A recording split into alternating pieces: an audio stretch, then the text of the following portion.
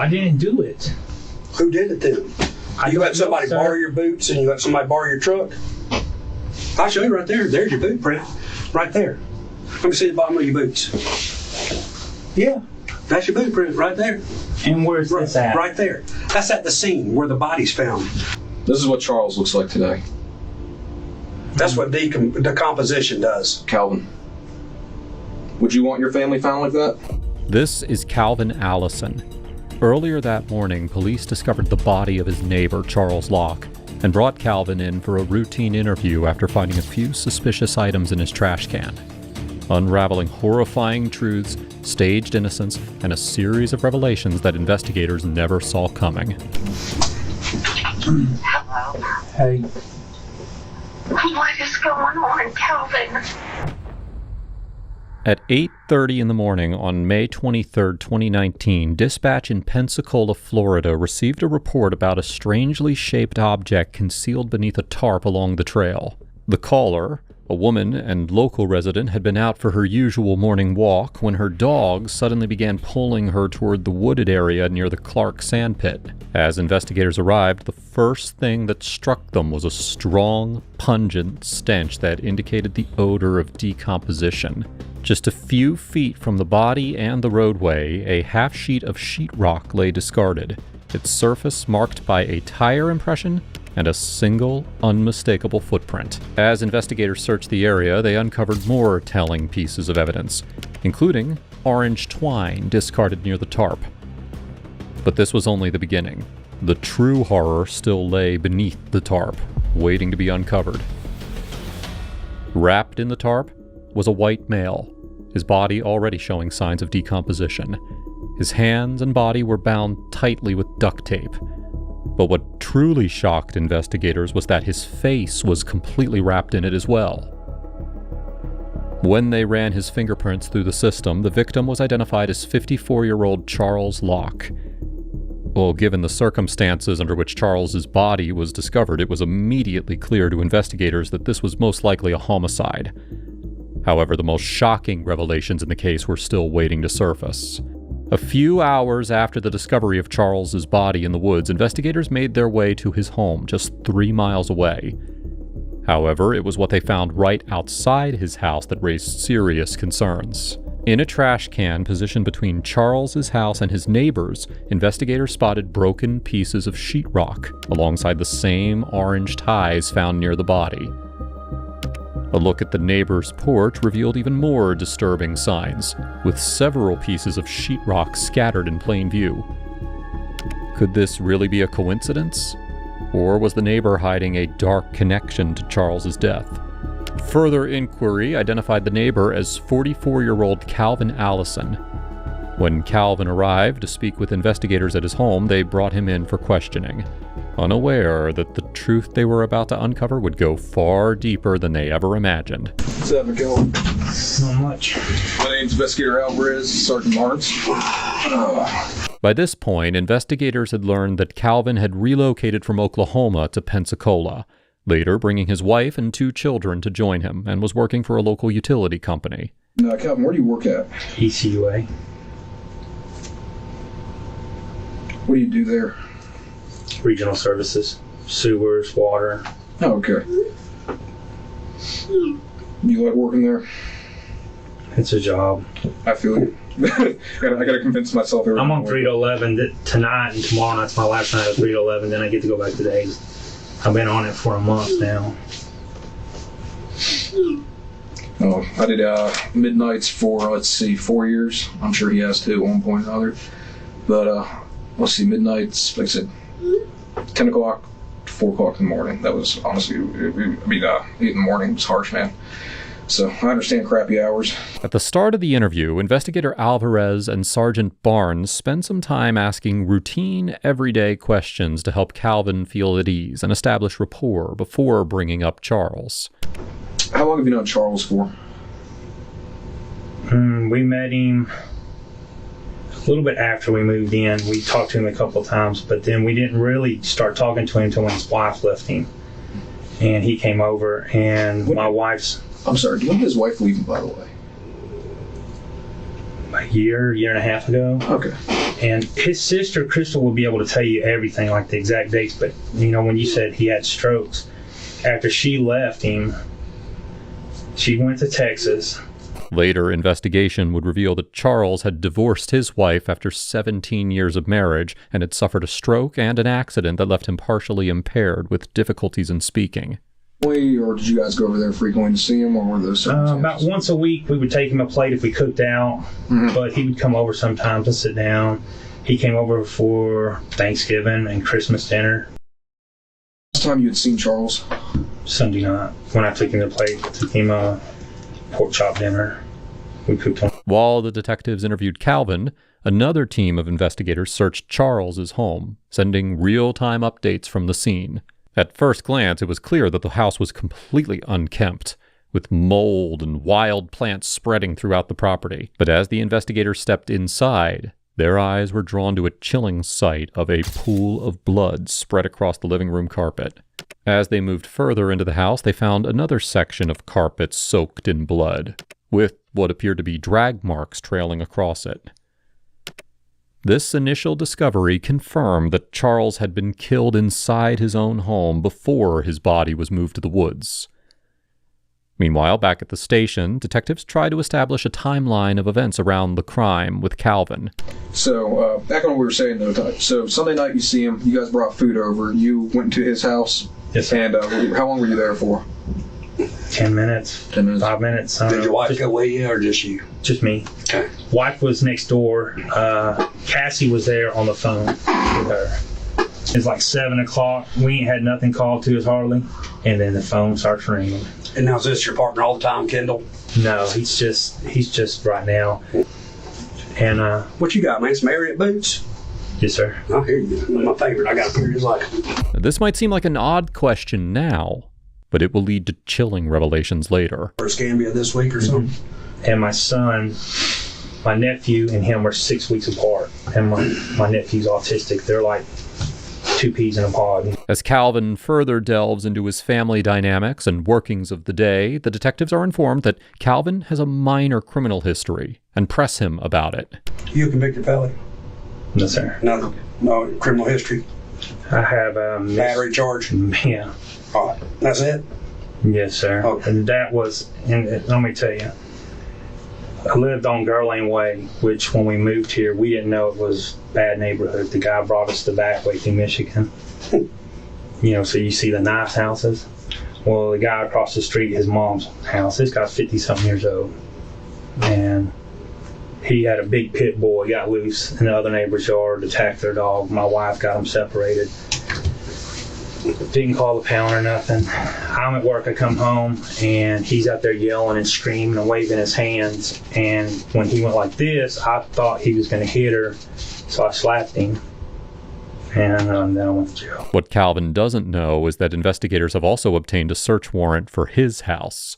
And what they've uncovered is already raising serious suspicions. We noticed that there's trash that's littered between both properties. Okay, and that's particularly one of the reasons why we thought, we came out. You said you're re-renovating inside your bathroom, correct?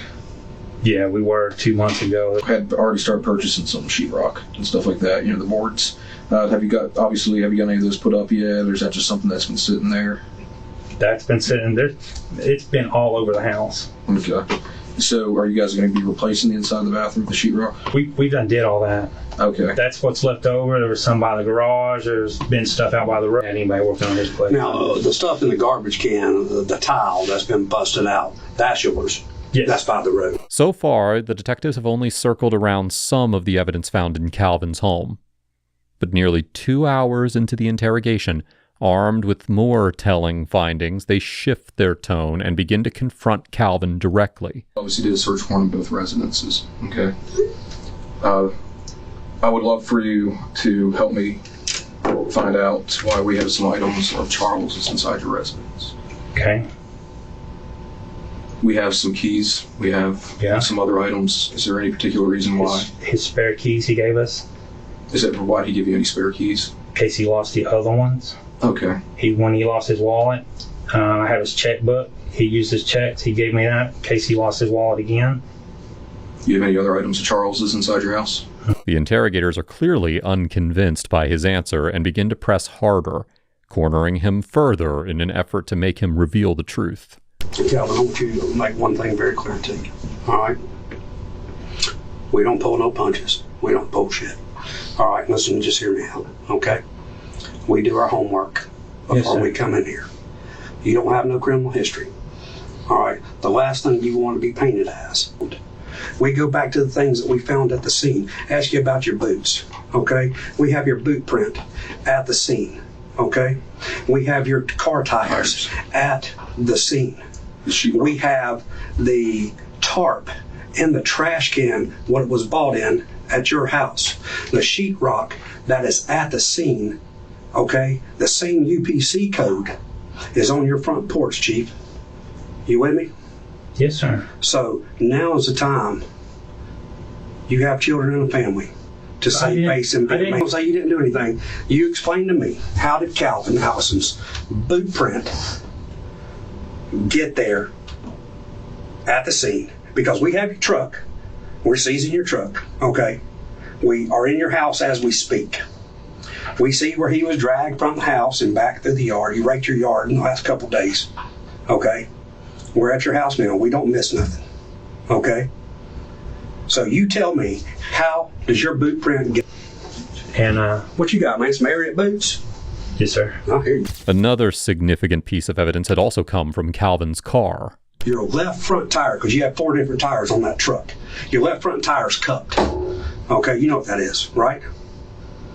Cupped. All right, it's when you ran over the sheetrock, all right, it left the black tire marks on there that matches your tire.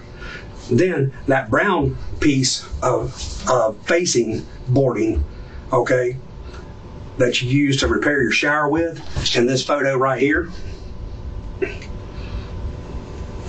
right there, the board, that's there at the scene also with the same tile on it. Now either you got some shitty fucking luck, okay? I didn't do it. And who did it? I can't tell you, but I didn't do it. You were there. I wasn't there. Calvin, if you're aware, but where Charles was found, there's one camera, there's one way in, one way out of that place. And one of the neighbors got a camera sitting right on that road. And you're familiar with it because your friends live off of Sarant. And it's just on the other side of Sarant. All right? Because let's see here. This is where your checkbook, let's go right here. This is where the checkbook and the keys are found. Okay? So there's a checkbook of his. All right? Mm-hmm. So, all right, we go to there. There's the tarp. That matches up. That Ozark Trail. And as Calvin tries to explain away his innocence, the steady stream of damning evidence arriving on Sergeant Barnes's phone tells a different story. One of those revelations in particular prompts the sergeant to form a plausible theory. I'll tell you what I think. This is what I think. I think you're a good person. I think you're a family man. And I think Charles has helped y'all out at some point in time, just as y'all's helped him. All right? But Charles has a little fetish that a lot of people don't know about. You know, you can't miss it because if you walk in his house, can't miss it. He's a cross-dresser. Got fake boobs, got dresses, got all kind of stuff. I think Charles come on to you. No. And shit went bad. If that's the case, I can buy that. And if shit went bad and you got a guy that has homosexual tendencies and you're not a homosexual and he puts his hand on you. That never happened. Okay. Then I'm telling you, I'm all ears. I'll take. We need to know what happened. You tell me, how did all the things I just showed you? I've showed you some of my cards. Okay. Duct tape. That duct tape, that's going to seal the fate because of the way duct tape is. Okay.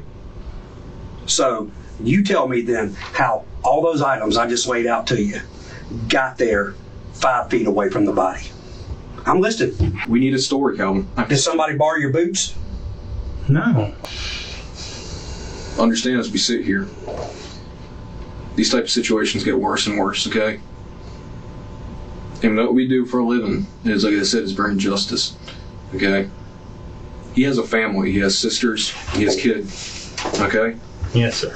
You have kids, you have a family. Yes, you understand sir. If you were put in the same type of situation, how bad it would be and how heartbroken you would be. Yes, sir. Especially the way he was found. Yes, sir. I need to know what happened over there, Calvin. Well, I don't know. Said, do you want to go out with your children thinking that you're a monster? Or do you want to go out to say that we owned up and you want to tell us what happened over there? Well, I didn't do anything, so, I mean... This is what Charles looks like today. That's what decomposition does. Calvin, would you want your family found like that? No. Sister can't even have a funeral for him because he can't have an open casket. They can have a funeral but no open casket. By now, the interrogators are certain that Calvin is involved. But what they still don't have is the motive or the story behind the crime. As he continues to tirelessly defend himself, investigators begin calling out his lies one by one. By the way, if you're finding this video interesting so far, do us a favor, hit like and hit subscribe and help us get to 1 million subscribers. Now, let's dive back in. Okay. Where did this happen? Where do you think it happened? I don't know. You said it was in his house. What was in his house? You just said he was drugged out of his house. I said you can see where he was drugged through the yard and you raked your yard because he was drugged out the back. And it looks like... That's what you just said. Right. Did you not rake your yard? Yes, I told him. I've been cleaning the never pool up. told him. You never told me you were raking that. your yard. Yes, I did. At the very first, when we asked about when I told you about the pool, and I said, I've been raking and it's been watering, and the grass isn't growing. You told me there was a part in the back that doesn't grow, but you never told me you were raking. You said you just moved that thing, moved the pool over. Yeah, and I said I've been raking and watering, and I can't get the grass to grow.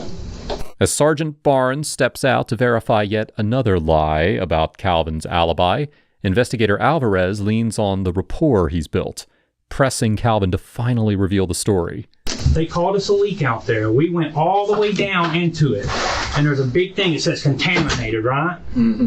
I would like to know what way it went down, okay? Because if he did something to try to hurt you, that's how we have to figure it out. But you have to understand is that we have to know the story. We have everything leading up to it, but we don't have the story. And I would hate for all this to go bad south because we don't have a story and a way for you to tell your side of it. Okay? I mean, that's just the simple truth behind it. If I need your side. Well, I didn't do it. So, I mean, I didn't do anything to Charles. More than 2 hours into the interrogation, a crucial piece of evidence surfaces in the medical report. The cause of death was a combination of blunt force trauma and asphyxiation. Shockingly, it wasn't the blow to the head that killed Charles, but the duct tape over his mouth that slowly suffocated him. These incidents happen, okay? Like I said, I don't think you're a bad person. I just think it was an accident. I think maybe that when it happened, you got nervous. This has never happened to you before because you're not a violent person. And I think that just mistakes were made down the road. Things that could have been, resolved the minute it happened. But I think you got scared. And when you got scared, I think you made an irrational decision and tried to take care of it. I just want to know what led up to it and why it happened. Look at me, Calvin. Your story is important. This story will be important because it also, you got to think about your children and your wife. You got to think about, does Calvin have a chance if he doesn't tell his side of the story? And Calvin had a beautiful opportunity to tell his side of the story. And once again, as investigator Alvarez appeals to Calvin's emotions, the tactic finally begins to break through. I need to know what happened, Calvin. Otherwise, we're in a bad situation, buddy. Charles, I know, had some weird habits and stuff. I need to know, did it have anything to do with that? No, listen to your boss, okay? Calvin, look at me. Tell me what happened, buddy. I ain't here to fucking mess you up or anything, man. I need to know what happened over there.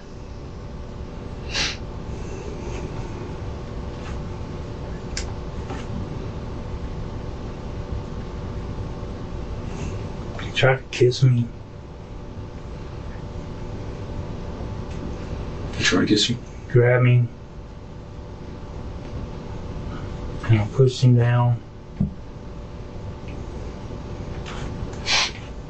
I don't think he hit his head on it. I don't know what it was. The blood was coming out.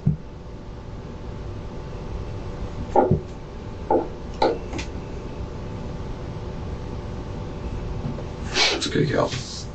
No, it's not okay. Look at me. Calvin. Calvin.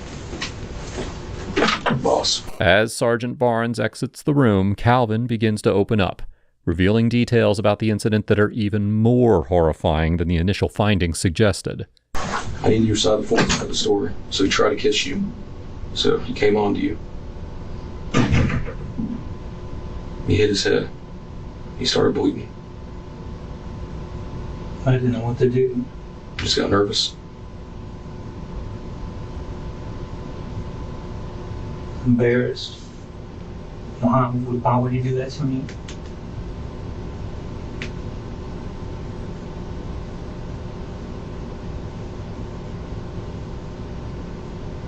What day was this, Calvin? Sunday evening. This happened when you brought the food over? Yes, sir.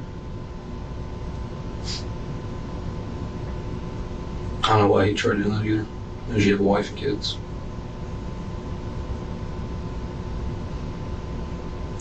Did Charles die instantly? I'm not sure. Did you just leave? Yes, sir. I waited there about 5 minutes. He was twitching. Then I left.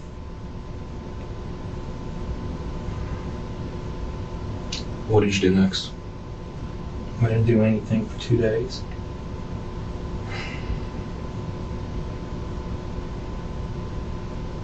I didn't know what to do. I understand you're scared. I mean, I get it, man. Calvin, you're not by yourself here, okay? Oh, my life is over. Calvin, look at me. And then my kids are... Calvin, in the back. What time did you take him down there? I don't know. It was in the evening. In the evening? Were your kids gone already at this point? Yeah. Why didn't you? I panicked and ran. Went home. Did you tell your wife? She doesn't know.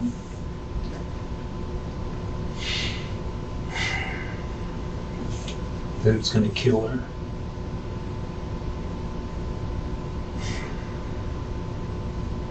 She doesn't know anything about this. She wasn't involved at all. The fact that Calvin waited a full 2 days for his wife and children to leave and never called an ambulance after Charles hit his head already made it clear that the incident was more than accidental and showed a deliberate neglect to save his life. Take, again, until you left him there for what, 2 days? Sunday night till Tuesday? Why did it take you so long? I couldn't go back. How'd you feel when you went over there? Disgusted. Sick. Sad. Sad for a whole lot of reasons. 2 families are hurt. Despite Calvin's confession, investigator Alvarez still needs to establish a full timeline of events.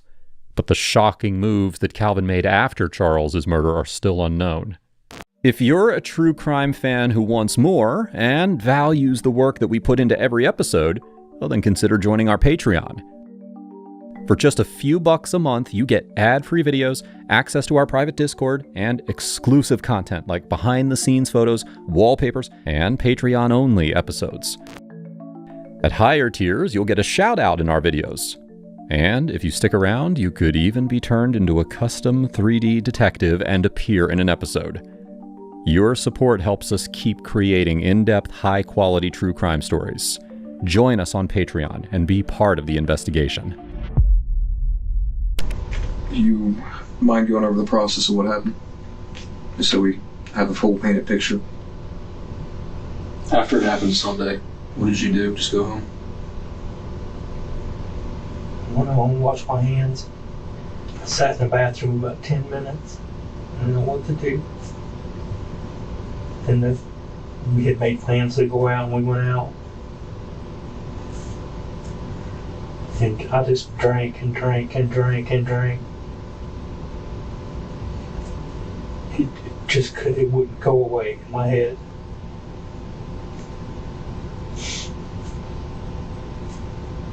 You came home? Stayed up for a while and went to sleep. Got up, did my normal thing with the kids, took them.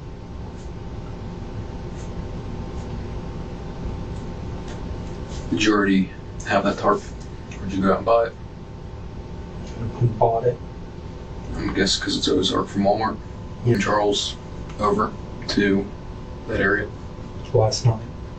So last night. You used your truck, correct? Yes, sir. Did you at any time use Charles's truck? Yes, sir. Truck, the drywall was there, obviously. And the inside of the bathroom, the tiling, was that left there accidentally, or did that slide out? Set it out on the side. Set it out on the Just side? left it. Did you just forget to pick it up? Didn't think to do it. I wasn't thinking. Investigator Alvarez then asks a crucial question that had been weighing on his mind ever since the moment Charles's body was found. There was one thing that caught our curiosity. Charles was bound. You know what I mean? There was tape around his mouth. There was tape around his wrist, and his hands were behind his back, and his legs were bound. Was Charles still alive when you came over? No. Why'd you do that? I couldn't get him to roll up. I had to use that to roll him up. Why around the mouth? I don't know. Did you check if Charles was breathing at all? He wasn't breathing. He was already... This led to a major and disturbing revelation from the medical examiners.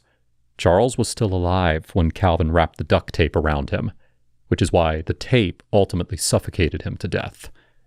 And yet, more unsettling details, revealing another blow to Calvin's innocence, were still days away from being uncovered. After more than 3 hours of interrogation, investigators allow Calvin to speak with his wife. Hello. Hey, What is going on, Calvin? I did something bad. Why? I took him the food. When I set it down in the kitchen, he made a pass at me and I pushed him and he fell. Hit his head, blood went everywhere, and I panicked.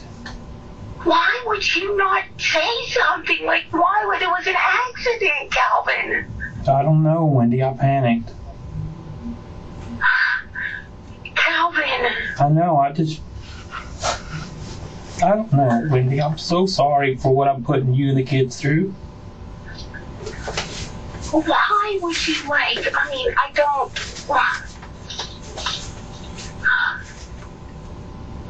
I'm so sorry. What about Tina? Why would you, oh my God, Calvin, why would you not have called 911? It was an accident. That's what I don't know, Wendy. The blood, and he was moaning. What do you mean he made a pass at you? He tried to kiss me. What? And he, I don't know. Can I tell her? Everything you want to tell her. He's plays on the other fence. He's a cross-dresser. So what are you being charged with right now? I don't know, Wendy. Probably, I don't know. I'm so sorry. Oh my God, Calvin.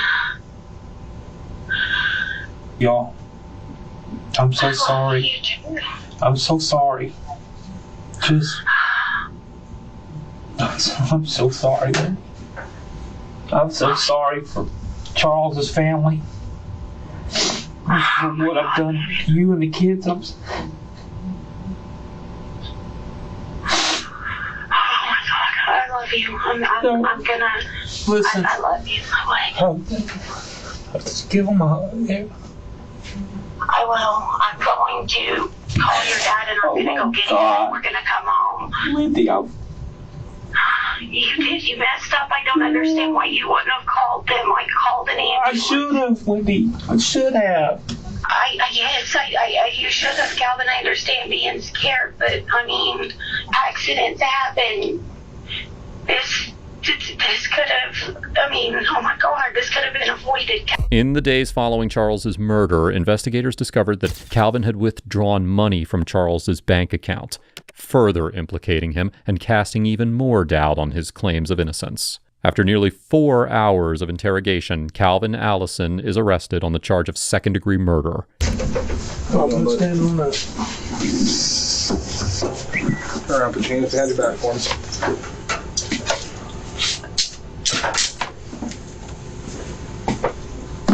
You don't have anything in your pockets, do you? My wallet. Okay. Is it in your front pocket? My back right here. In a 2-day trial held in October of 2019, Calvin Allison was found guilty of second-degree murder, grand theft, and tampering with evidence. A month later, on November 19, 2019, Calvin was sentenced to life in prison without the possibility of parole. Now, if you think this case was horrific, you need to check out my video on the transphobe who had no idea that his murder was being recorded.